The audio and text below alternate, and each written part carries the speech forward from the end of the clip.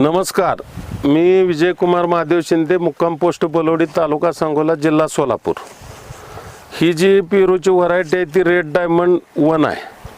ही आपण पांडुरंग नर्सरी शिरबाव या ठिकाणाहून रोपं घेतलेली आहेत। रोपाची क्वालिटी अतिशय चांगली आहे। ही वर्ष आता रोपाला झालेला आहे, म्हणजे माझा अंदाज आज वर्ष झाले 3 तारखेला।